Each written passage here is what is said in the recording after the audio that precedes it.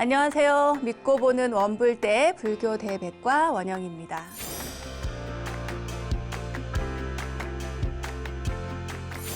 수행의 시작은 남을 헐뜯지 않고 험담하지 않는 것부터 하라. 한 달, 석 달, 1년, 2년이 쌓이면 어떻게 될까? 인간관계의 문제가 해결되지 않겠는가? 인생의 큰 변화는 아주 작은 행동 하나에서 시작한다. 중국의 불교학자 페이융의 말입니다. 우리는 자신도 모르게 남을 흉보는 경우가 많지요. 그냥 차를 한 잔 마시며 이야기를 나누다가도 나하고는 상관없다는 생각에 그냥 쉽게 구업을 짓는 경우.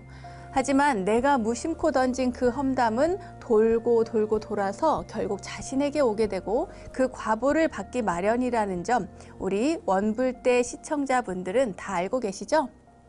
여러분, 수행하지만 수행이라는 게 특별한 방법이 필요한 것이 아닙니다.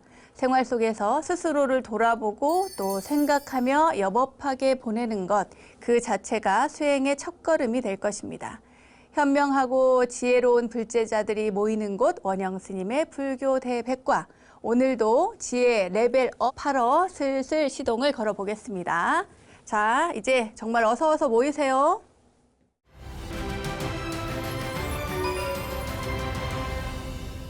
원영스님의 불교 대백과 첫 번째 순서는 알고 보면 약이 되는 수많은 불교의 이야기들과 불교 지식을 내 안에 원영스님의 불교 대백과 지식인 시간입니다.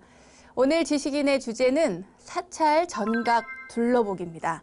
우리가 도심 속 사찰이든 또 저기 멀리 산속의 고즈넉한 사찰이든 아주 많은 분들이 절을 찾으시잖아요. 그런데 생각보다 사찰을 어떻게 둘러보아야 하는지, 이 전각은 어떤 곳인지 모르는 분들이 많으시더라고요.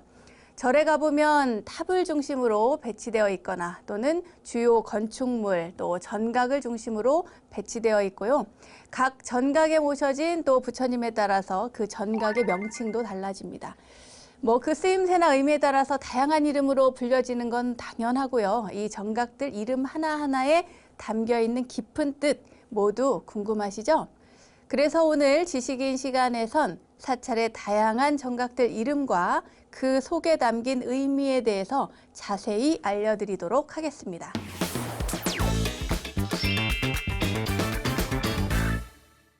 자, 근데 사찰에 있는 전각의 이름을 알아보기 전에 우리가 먼저 공부하고 갈 게 있습니다.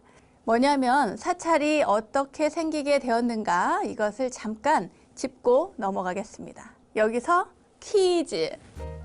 인도에 있어서 최초의 절은 어디일까요? 두구두구두구두구두구두구 어디요? 중림정사입니다. 기원정사가 아니에요. 중림정사입니다. 이 중림정사는 중인도 마갈타국의 수도인 왕사성에 자리하고 있는데요. 부처님과 제자들의 또 수행하고 설법하는 그런 장소, 그러니까 중생을 교화하던 장소입니다. 사실 넓은 의미에서 보면은 이 절이라고 하는 곳은 어떠한 정사나 무슨 사뿐만 아니라 부처님이 태어나고 성불하고 또 설법하고 열반하신 그 모든 곳이 전부 절입니다. 그래서 부처님의 제자들인 불자들은 부처님에 대한 존경과 예경의 마음을 간직하기 위해서 부처님을 형상화해서 어느 일정한 장소에 봉안하고 그곳을 찾아가서 스님들로부터 부처님 법을 들으며 또 예불을 올리는데 그곳이 바로 절이라고 하는 곳입니다. 고대 인도에는요, 우리가 절이라고 부르는 그런 정사가 있지 않았어요. 그러니까 초창기죠. 부처님이 또 이렇게 맨 처음에 생존해 계실 때 또는 설법하고 계실 때 이럴 때의 승가는 이렇게 정사가 많이 만들어 있지는 않았습니다. 처음에는 나무 밑이나 또는 동굴에서 또 수행을 했고요. 시체를 앞에 두고 숲에서 이렇게 수행을 했습니다. 그리고 떠돌이 생활을 했고요. 우리가 흔히 지금은 안거 기간이지만 안거가 끝나고 나면은 스님들이 만행을 떠난다고 하잖아요. 이게 아주 오랜 전통입니다. 불교 스님들은 아주 고대 인도에서부터 그 떠돌이 생활, 그러니까 유행 생활을 했어요. 만행을 했던 겁니다. 그렇게 살아오던 스님이 이제 안거를 하면서 지금까지 이렇게 변천되어 내려온 건데요. 처음에 녹야원에서 부처님께서 5 비구, 그러니까 5 수행자를 대상으로 교화를 하고 나서 그 다음에 이제 그 만행을 떠나게 되는데 마갈타국의 빈비사라 왕이 그 부인과 그러니까 베데이 여왕과 함께 부처님께 귀의를 하게 돼요. 그 후에 부처님에 대한 존경심이 너무 커서 부처님께서 거처할 곳 하나 없이 숲에 머문다는 것이 너무 안타까워가지고 그곳에다가 말하자면 지금의 정사, 절을 지어드리는데 어디냐면 거기가 바로 중림이라는 곳이었어요. 왕사성 북부에 그 가란타 장자라고 하는 사람이 이 중림을 가지고 있었는데 그 중림을 희사받아서 그곳에다가 정사를 짓고 부처님을 모시게 된 겁니다. 이것이 바로 역사상 최초의 정사인 중림정사인 거죠. 기원정사도 굉장히 여러분 많이 알고 계시죠? 급고독장자의 기원정사. 그것 말고도 많은 정사들이 있습니다. 원래 이 정사는 범어로는 상가라마라고 합니다. 승가라마라고도 하고 우리가 왜 절을 보고 가람이라고 하잖아요. 이 가람이라고 하는 말이 바로 이 상가라마에서 온 말입니다. 한자로 표기할 때는 무리 중자에 동산 원자를 써서 중원이라고 하는데 이것은 사부대중이 모여 사는 동산, 사부대중이 모여 사는 집이라는 의미입니다. 그리고 우리는 정사라고 부르게 되었죠.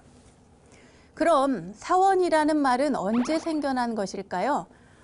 절과 사원의 차이는 또 무엇일까 알아보도록 하겠습니다. 인도의 정사나 가람, 그러니까 상가 라마가 중국으로 오면은요, 뭐라고 부르냐면 사라고 불립니다. 이 사는 절사자 아시죠? 이 사라고 부르는데 한자에서 말하는 이 절사자는 원래는 우리가 사는 스님들이 거처하는 그런 공간이 아니라 공공기관이었어요. 그러니까 지금으로 치면 관공서 같은 곳이었죠. 여러분들 예전에 첫 번째 시간인가 두 번째 시간에 배웠습니다. 중국 불교가 언제 전래되었는가 한번 떠올려 보십시오. 언제죠? 네, 전혀 기억이 안 나신다고요?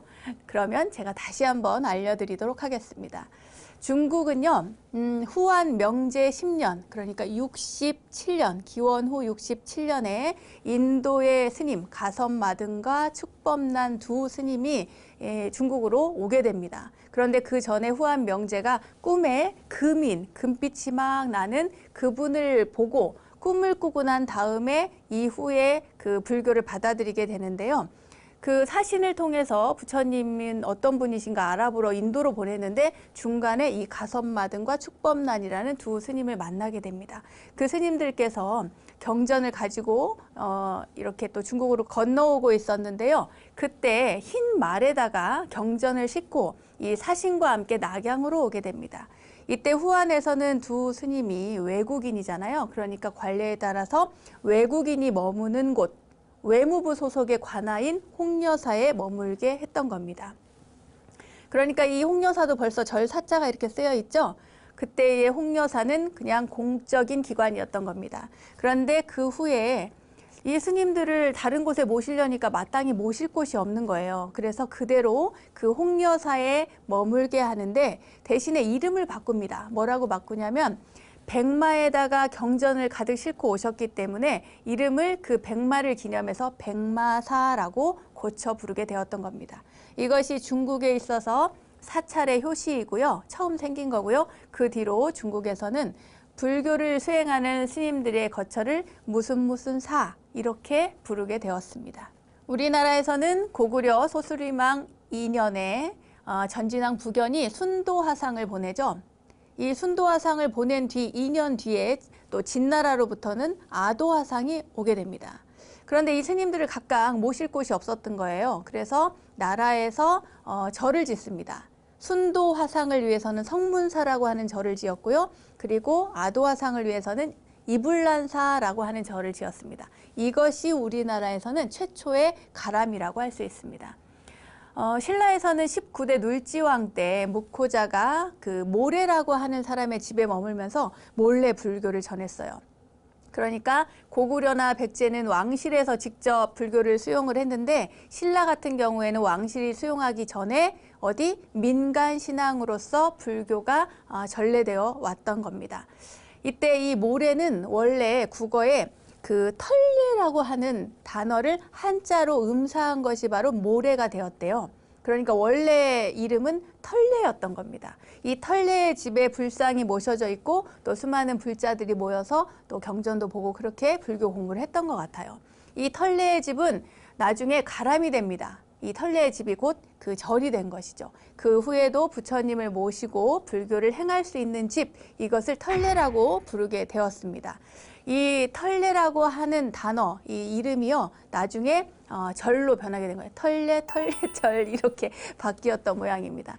그러니까 다시 한번 정리를 하자면요. 이 사라고 하는 것은 원래 중국에서 공공기관에서 변천된 것, 그러니까 무슨 사라고 하는 것은 중국적인 영향이고요. 절이라고 하는 것은 그 신라 시대 때 그 털례라고 하는 사람의 집에서 유래된 것이 나중에 절이라고 하는 이름으로 변천되었다는 것, 이렇게 이해하시면 되겠습니다. 왜냐하면 서로 다르진 않거든요. 절이나 사원이나 사찰이나 절집이나 다 같은 우리의 부처님을 모신 그런 공간이기 때문입니다. 그럼 이제 진짜 전각을 둘러볼 텐데요. 그 전에 절을 한번 이렇게 떠올리면서 우리 감성을 한번 쫙 올려놓고 시작을 해보도록 하겠습니다. 자, 시청자 여러분 모두 눈을 감으시고 자, 좋아하는 사찰, 좋아하는 절을 한번 떠올려 보십시오. 상상해 보세요. 맑은 물이 흐르는 산속 깊은 곳, 맑은 물소리가 들리시나요? 그리고 옷깃에 스치는 바람, 참 시원하네요.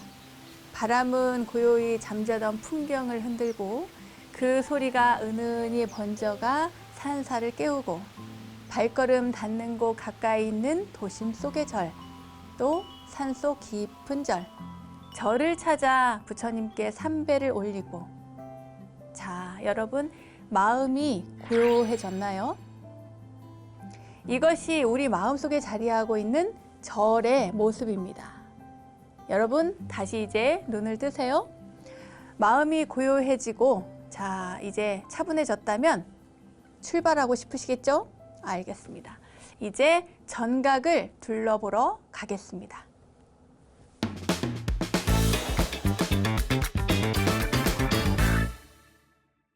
제일 먼저 사찰을 찾았을 때 만나는 문, 그 문이 바로 일주문입니다. 이 일주문을 지나야 부처님의 세계, 깨달음의 세계인 불국토에 들어서게 되는 것이죠. 이 일주문이 바로 속세와 불보살의 세계의 경계가 됩니다. 하지만 일주문을 지났다고 해서 바로 부처님이 계신 법당에 바로 이렇게 딱 도착하는 건 아니에요. 부처님의 세계로 들어가기 전에 지나야 할 문들이 아주 많습니다. 먼저 일주문부터 자세히 보겠습니다. 사찰에 들어갈 때 처음 지나는 문, 일주문의 명칭은 기둥이요, 이렇게 한 줄로 나란히 늘어서 있다고 해서 붙여진 이름입니다. 모든 세속적 번뇌를 버리고 불심을 하나로 모아서 진리의 세계로 들어간다는 일심, 그러니까 하나의 마음을 의미하는 것입니다. 일주문에 보면은 가운데 큰 현판이 되게 달려 있습니다. 이 현판에는요, 사찰이 위치한 산의 이름과 사찰의 명칭을 함께 표기하고 있습니다. 일주문 좌우의 기둥에는요, 불지종가라든지 국지대찰이라든지 이런 주련이 붙어서 그 사찰이 어떤 사찰인가, 그 명산대찰이라고 하잖아요. 큰 사찰에는 그렇게 주련이 있어서 그 사찰의 성격을 알려주고 있습니다.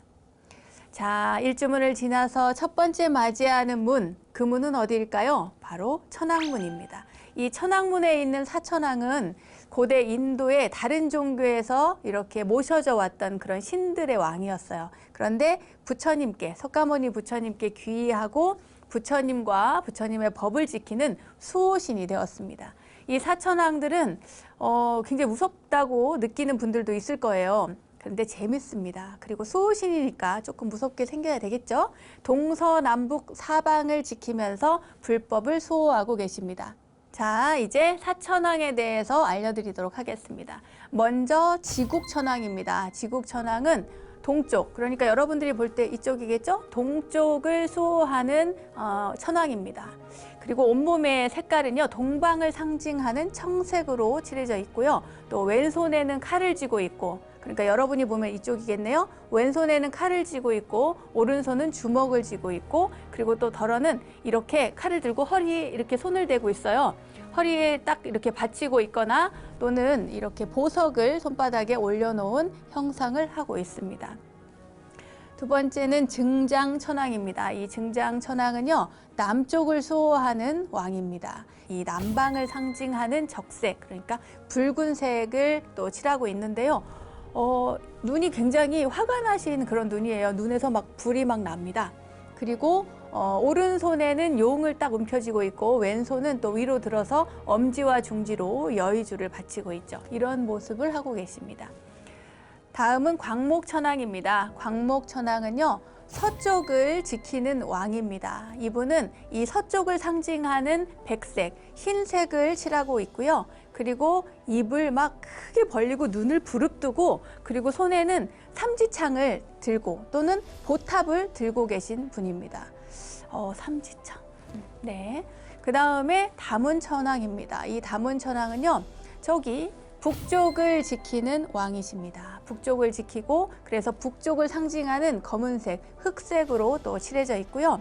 비파, 이렇게 비파를 잡고 비파줄을 튕기는 모습을 하고 있습니다. 이 사천왕을 보면요, 무서워하지 마시고 불교를 수호하시는 분들이구나 생각하고 이렇게 얼굴 보시면서 합장 인사하고 그리고 지나가시면 되겠습니다. 천왕문을 지나면 맞이하는 문이 나오는데요. 이 문을 부리문이라고 합니다. 이 부리문이 그럼 여기 왜 있을까요? 그리고 어떤 의미가 있을까요?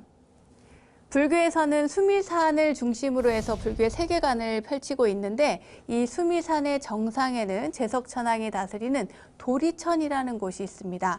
이 도리천에 부리문이 있는데요. 이 부리문이 해탈의 경지를 상징합니다. 그래서 이 부리문을 해탈문이라고도 합니다. 이렇게 해서 일주문, 천왕문, 부리문을 지났습니다. 그 다음에는 뭐가 나올까요? 바로 탑이 있습니다. 보통은 탑이 이렇게 세워져 있는데요. 부처님의 사리를 봉안하고 그 위에 옛날에는 이렇게 흙이나 돌을 둥그렇게 쌓아 올린 그런 탑이었습니다. 그래서 인도에서는 수투파라고 했고요. 중국에서는 전탑이라고 불렀습니다. 전탑을 만들었던 거죠. 그런데 우리나라에서는 주로 무엇이 유행했냐면 전탑도 있었지만 석탑이 유행을 했습니다. 그리고 현재 남아있는 것들도 석탑이 많이 남아있죠. 목탑도 있었습니다만 저희는 전쟁을 많이 겪어서 목탑은 거의 다 소실이 되고 없습니다. 이 탑의 모습을 간직하고 눈에 다 담고 마음에 담으면서 탑돌이를 하고 넘어가셔도 좋을 것 같습니다. 탑 구경을 잘 하셨으면 자 이제 몸을 살짝 틀어보세요. 그러면 뭐가 보입니까? 네, 대체로 범종이 있습니다. 이 큰절에는요 다 범종이 걸려 있는데 이 범종이 걸려 있는 누각을 종각, 범종각이라고 합니다. 이 종은 범천의 종이에요. 저기 불교를 수호하는 하늘에 있는 범천의 종입니다. 그러니까 이 범종은 천상의 세계에서 범천이 중생을 구제하기 위해서 울리는 종소리입니다. 어느 곳은 가보면 2층 누각일 때가 있어요. 이렇게 2층 누각으로 되어 있을 때는 범종누라고 부르고요. 또 불전 사물 가운데 범종만을 봉안해서 종만 있는 경우에는 종각, 범종각이라고 합니다. 이곳에는 보통 이 4가지 사물을 이렇게 비치를 하고 예경을 할 때 부처님께 예불 올리는 그런 시간에 두드려서 소리를 내서 또 사용을 하기도 합니다. 범종 같은 경우에는 맑은 종을 울려서 지옥 중생을 제도한다고 하고요. 또 법고가 있습니다. 법고를 두드려서 이 북소리로 축생을 제도한다는 의미를 가지고 있습니다. 그리고 또 보면은 이렇게 구름 모양으로 생긴 이렇게 쇠로 된 게 있어요. 이거는 운판이라고 불리는데 이것은 허공을 나는, 그러니까 날짐승, 또 조류를 위해서 그들을 제도하기 위해서 울리는 사물입니다. 그리고 나무로 만든 모거라는 게 있어요. 이렇게 길게 물고기 모양을 하고 있고 겉에 이렇게 아름답게 색칠이 되어 있는데 이 모거 속이 이렇게 뚫려 있습니다. 그래서 그 속을 나무를 이렇게 두드려 가지고 소리를 내는데 이것은 물고기, 그러니까 수중의 어류를 위해서 그들을 제도하기 위해서 부처님의 법음을 널리 알린다는 그런 의미를 가지고 있습니다. 자, 이제 일주문부터 시작해서 많은 문을 거쳐왔죠. 그리고 탑을 보았고 또 종도 보았습니다. 이제부터는 본격적으로 전각, 부처님이 모셔져 있는 곳, 그리고 많은 분들이 모셔져 있는 곳, 그 전각을 살펴보도록 하겠습니다. 이 사찰의 전각은요, 전각의 전은 전각 전자를 쓰고 각자는 집 각자입니다. 그러니까 이 전에는 대웅전처럼 불보살님을 모시고 있고요. 또 각에는 주로 불교에 수용된 산신이라든지 칠성이라든지 용왕 등을 모신 곳, 그곳을 그 각이라고 부릅니다.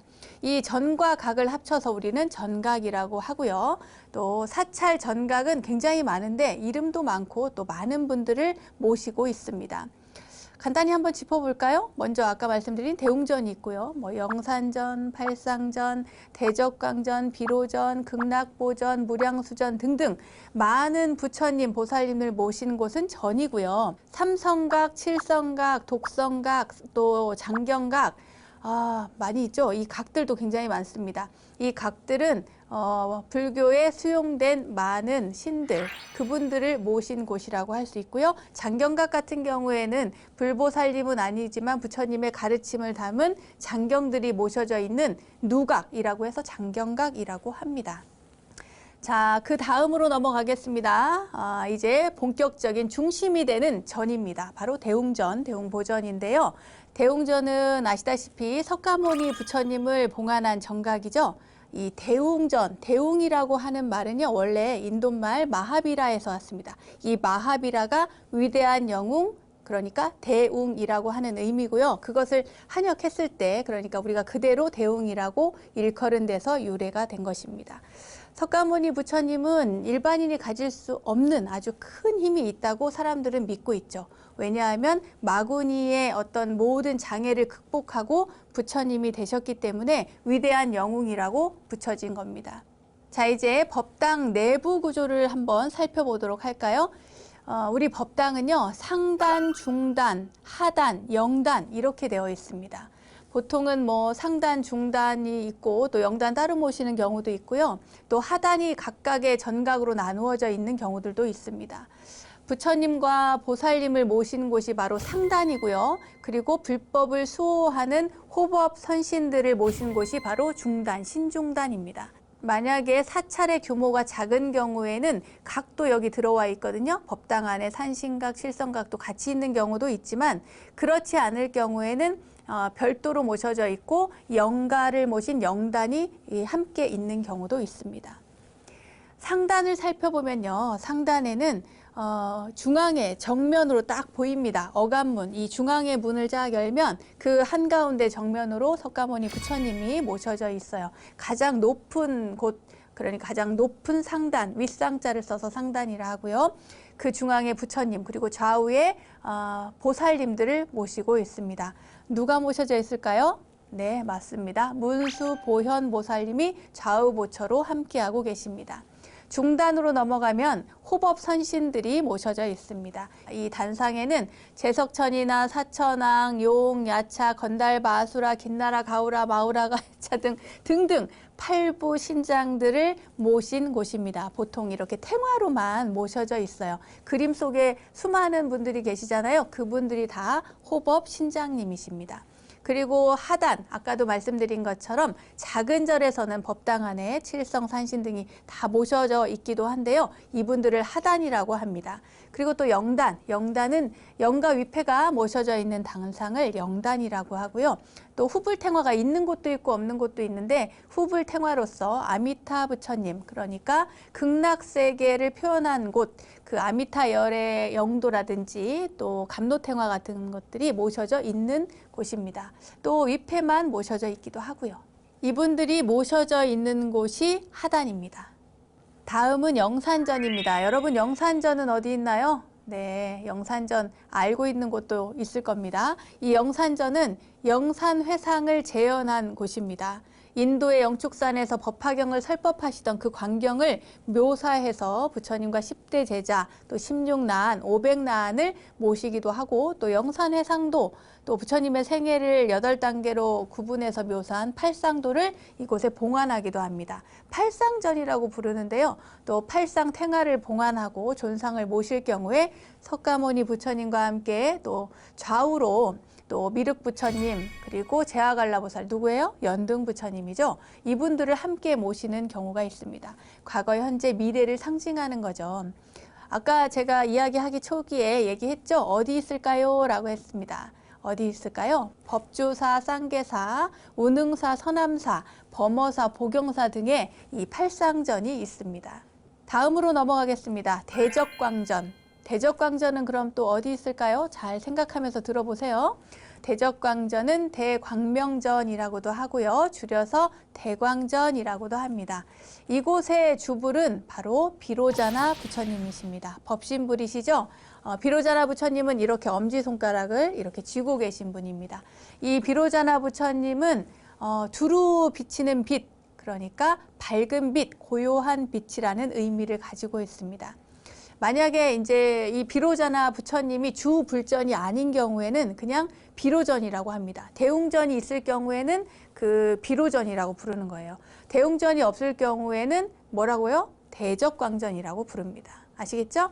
대적광전은 삼신불 사상에 따라서 중앙에 법신불, 그리고 왼쪽에는 보신불, 오른쪽에는 또 화신불, 이렇게 세 분을 함께 모십니다. 한번 복습해 볼까요? 가운데는 비로자나 부처님, 그리고 보신불 누구죠? 노사나 부처님, 그리고 화신불 누구죠? 네, 석가모니 부처님이십니다. 자, 그 다음으로 넘어갈게요. 이번에는 극락보전입니다. 극락보전은 잘 알고 계실 겁니다. 극락전이라고도 하죠. 중생들의 왕생극락을 인도하시는 아미타 부처님을 주불로 하는 법당입니다. 사찰에 따라서는 또 무량수전이라고도 하고 수강전이라고도 합니다. 주불전이 아닐 경우에, 그러니까 아까 말씀드린 것처럼 대웅전이 있는 경우에는 이렇게 뭐 미타전이나 또는 아미타전이나 이렇게 붙이는데, 만약에 아미타 부처님만 계시다, 그곳에는 석가모니 부처님이 계시지 않다, 그럴 경우에는 극락보전이라고 합니다. 아미타 부처님은 석가모니 부처님 다음으로 많이 모셔져 있죠. 또 협시보살님으로서는 관세음보살님, 대세지보살님. 기억나십니까? 자비를 상징하는 관세음보살님, 지혜를 상징하는 대세지보살님이 모셔져 있습니다. 간혹 가다가요, 대세지보살님 대신에 지장보살님을 모시는 경우도 있습니다. 이 대표적인 극락전은 저기 천은사, 또 무의사에 있고요. 또 무량수전으로는 부석사, 무량수전이 아주 유명합니다. 다음은 약사전입니다. 약사전은 동방유리광색의 교주인 약사열애 부처님을 모신 정각인데요. 대부분 이 약사열애 부처님은 모든 중생의 병을 고쳐준다고 하잖아요. 그래서 항상 약병이나 약합이나 약단지를 가지고 있습니다. 좌우의 협시보살님으로는 일광월광보살님이 모셔져 있고요. 우리나라에는 이 정각이 상당히 많이 있는 편입니다. 통도사의 약사전, 송광사 약사전, 또 관룡사 약사전, 고운사의 약사전도 유명합니다. 다음은 미륵전입니다. 미륵전, 이름만 들어도 알겠죠? 미래에 출연할 미륵부처님이나 미륵보살님을 주불로 모신 불전입니다. 또한 미륵부처님이 용화수 아래에서 성도에서 용화세계를 이룩할 것을 의미해서 미륵전이라고도 하고 용화전이라고도 부릅니다. 어떠한 두려움도 없애준다는 의미로 오른손 끝을 위로 향하게 해서 손바닥을 이렇게 밖으로 보이게 하는 그런 수인을 하고 있습니다. 협시보살로는 법화림보살님, 또 대묘상보살님을 모시기도 하고요.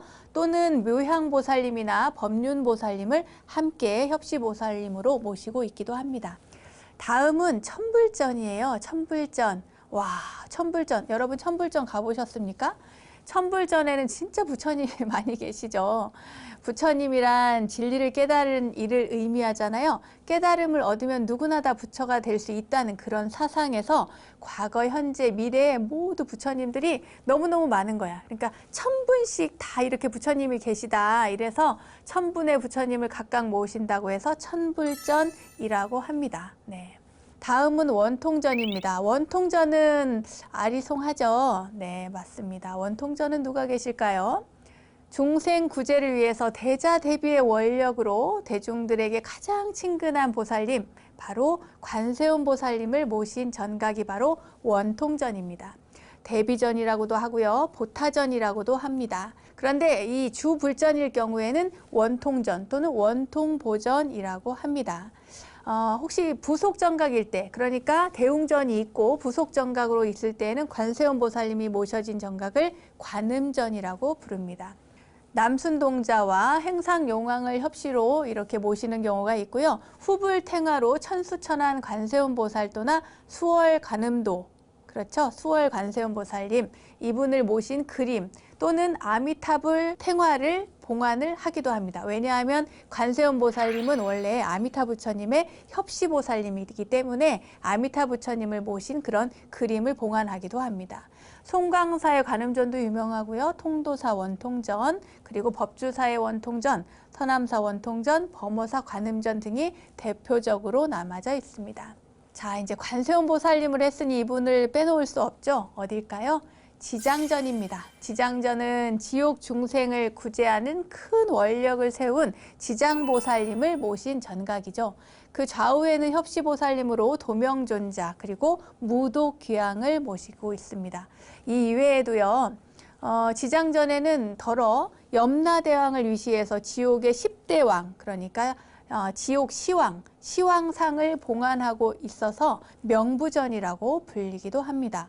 여러분 그거 아세요? 이 지옥 시왕은요, 인도 고대 신화에 나오는 사후세계의 지배자인 야마왕이 불교에 들어와서 지옥을 다스리는 연마왕이 되었다고 합니다. 그것이 나중에 10대 지옥과 시왕 사상으로 발전하면서 오히려 시왕 중에 한 분이 되었다고 해요. 맨 처음에 진광대왕한테 가죠. 초강대왕, 송제대왕, 오간대왕, 염라대왕, 변성대왕, 태산대왕, 평등대왕, 도시대왕, 전륜대왕 등이 있습니다.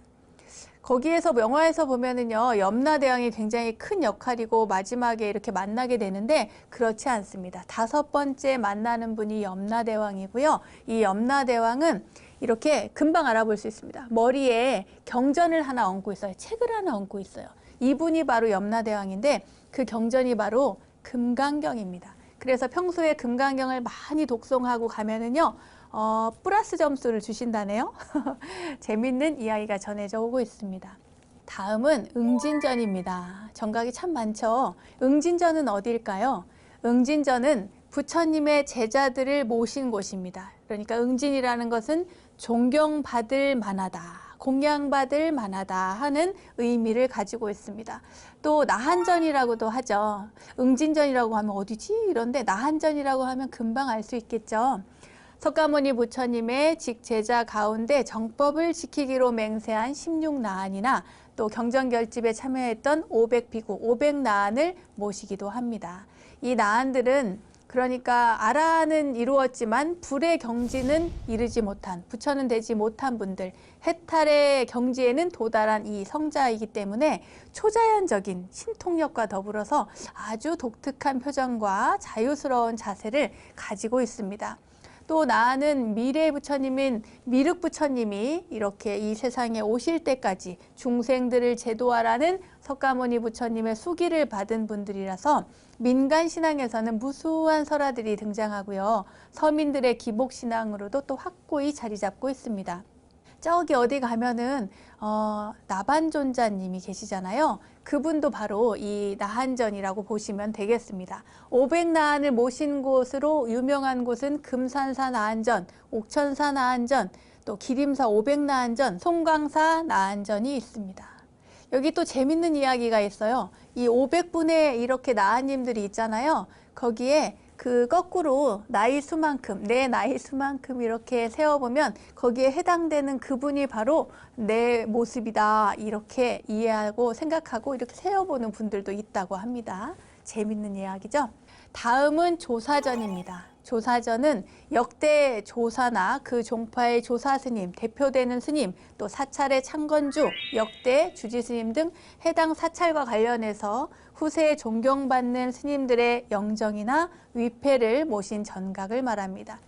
사찰에 따라서는요, 조당, 조사당 또는 국사전이라고 부르기도 합니다. 특히 통도사에 모셔져 있는 그 영각은요, 우리나라에서 가장 많은 영정을 보존하고 있고, 또 송광사 국사전과 해일사 조사전, 신륵사 조사당 등이 대표적이고, 저기 경상도 가면 불영사, 또 의상전에는 의상조사의 영정과 더불어서 원효대사, 종봉대선사, 청어대선사의 영정이 안치되어 있습니다. 이제 정각들을 좀 더 살펴볼까요? 네, 각입니다. 삼성각을 먼저 살펴보도록 하겠습니다. 삼성각은 칠성님, 독성님, 산신님 이렇게 세 분을 한꺼번에 모셔놨을 때 삼성각이라고 합니다. 나누어서 모셨을 때는요, 각각 칠성각이라고 하고 독성각이라고 하고 산신각이라고 이름합니다. 칠성각부터 보겠습니다. 칠성이란 북두칠성을 일컫는데요. 사찰에 칠성님을 모시게 된 건 중국의 도교 사상이 불교와 융합하면서 나타난 현상입니다. 이 칠성님을 부처님으로 또 화한 경우가 보통인데요. 치성광열애라고 부릅니다. 그러니까 칠성님을 칠성님이 아니라 치성광열애라고 해가지고 불교를 확 받아들인 거죠. 부처님, 열애라고 하는 이름을 붙인 겁니다. 그래서 치성광열애를 주존으로 모시고 또 있고요. 손에는 금륜을 가지고 있는 것이 특징이고 일광, 월광, 보살님을 좌우의 협시로 배치하고 있습니다. 약사열애 부처님하고 비슷하죠? 네, 일광, 월광. 다음은 독성각입니다. 이 독성각은 나반존자님이 모셔져 있어요. 그런데 우리가 나반존자님 누구지? 나반존자님에 대해서는 사실 정확하게 어떤 분인지는 밝혀져 있지가 않습니다. 다만 16나한 가운데 한 분이 아닌가 이렇게 저희들은 알고 있고요. 그리고 이 나반존자님한테 기도를 많이 하면 소원 성취한다는 이야기가 많이 있습니다. 다음은 산신각입니다. 산신각은 칠성각과 함께 우리나라에서 고유히 발달한 토속신, 그러니까 산신과 호랑이를 모신 곳입니다. 이렇게 그림을 보아도요, 산신님하고 호랑이가 함께 있죠, 늘. 그 산을 상징하는 그런 그림입니다. 사찰이 보통 산 위에 있잖아요. 그렇기 때문에 그 산신이 외호신중이라고 생각을 한 겁니다. 그래서 외호신중으로 산신령을 모시게 된 것으로 풀이가 되고요. 민간 신앙에서는 산에 사는 영물로서 호랑이를 산군이라고 얘기해서 산신처럼 모십니다. 이 산신은 언제나 그래서 호랑이와 함께 있죠. 이렇게 해서 일주문부터 시작해서 가람을 다 살펴봤습니다.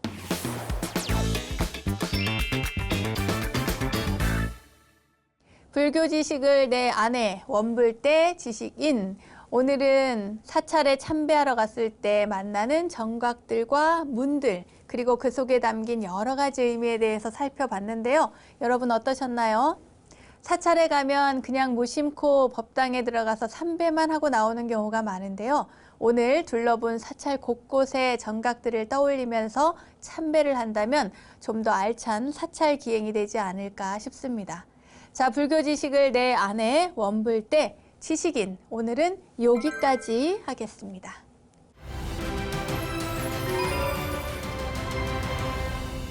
저절로 알게 되는 사찰 이야기, 오늘은 이절로 아니 저절로 시간입니다. 오늘은 대한불교조계종 법보종찰 통도사의 암자 자장암에 전해져 오는 이야기를 전해드릴까 합니다. 제목이 자장율사와 금개구리인데요. 어떠세요? 어떤 이야기가 담겨 있을까 궁금하시죠? 자장암 법당 뒤 절벽 바위에는 무려 1400년 전부터 그냥 개구리가 아니라 금개구리가 살고 있다고 전해집니다. 요즘도 자장암에 정성 들여 기도를 하면요, 그 금개구리를 볼 수 있다고 해요. 우리 원불대 팀들도 통도사 자장암에서 신심을 다해 기도를 하면 좋을 것 같습니다. 금개구리도 만나고 소원도 성취하고 말이죠. 오늘 전설 속 주인공은 바로 신라시대의 고승 자장율사입니다. 기억하시나요? 636년에 당나라로 건너가서 중국의 청량산에서 문수보살님을 친견한 뒤에 그 깨달음을 얻으셨잖아요. 그때 석가모니 부처님의 진신사리와 대장경의 일부를 가지고 돌아오셨다고 전에 말씀드렸죠. 아무튼 그 자장율사께서 통도사를 세우기 전 석벽 아래 이렇게 움막을 짓고 그곳에서 수행을 하고 있었을 때였습니다.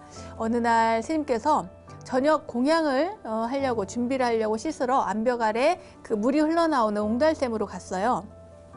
그때 바가지로 물을 뜨려는데 거기 보니까 개구리가 있는 겁니다. 아유, 하필 부처님이 계신 절집 샘물을 흐려놓는군 하면서 그 샘에서 놀고 있는 개구리를 건져서 숲에다가 옮겨놓은 거예요. 근데 다음날 가보니까 또 있는 거예요. 개구리 2마리가. 그래서 이 녀석들 참 말을 안 듣는구먼 하고 이제 또 떠서 갔다가 더 멀리다 갖다 놓고 온 거예요. 그런데 웬일인지 다음 날에도 개구리가 또 놀고 있는 거예요.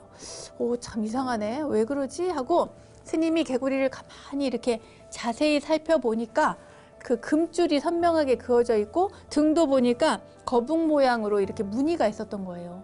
야, 이 개구리 좀 보게 불연이 있는 개구리인가? 이렇게 생각을 하시고 그냥 그 옹달샘에서 살게 그냥 뒀습니다. 그런데 겨울이 왔어요. 보통 개구리들은 겨울잠을 자는데 겨울잠을 자러 간 줄 알았던 개구리가 눈이 오고 샘물이 얼어도 그곳에서 놀고 있는 걸 본 겁니다. 아, 안 되겠다. 이 살 곳을 마련해 줘야지 하며 스님께서 절 암벽을 손가락으로 푹 찔른, 그러니까 뭐라고 해야 되지? 도통을 발휘해서 그 암벽을 손가락으로 찔러서 구멍을 만들었대요. 그리고 구멍을 뚫고 개구리를 그 안에다가 넣어 주었다고 합니다. 그러면서 언제까지 죽지 말고 오래오래 살면서 이 자장암을 지켜다오, 이렇게 이야기를 하면서 수기를 주고 개구리를 그 다음부터는 금화라고 불렀답니다. 금개구리, 금화. 이렇게 이름을 짓고 나서 스님들도 그 개구리를 금화보살, 또 바위를 금화석굴 이렇게 불렀다고 해요. 이 금화석굴은요, 지름이 1.5에서 2cm 정도 깊이고요. 또 10cm 정도의 바위 구멍이 나 있습니다. 그 속에 이끼가 좀 파랗게 끼어 있는데요. 개구리 같기도 하고 큰 벌 같기도 한 것이 아직도 살고 있다고 합니다. 자장율사의 수기를 받아서 오늘날까지 살아오고 있다는 이 금화보살은 통도사 내에 길조가 생길 때면 나타난대요. 그래서 봤다는 사람이 꽤 많습니다. 우리나라 삼보사찰 가운데 하나인 불보사찰 양산 통도사 자장암, 여러분 가족과 함께 기도를 올려보세요. 이렇게.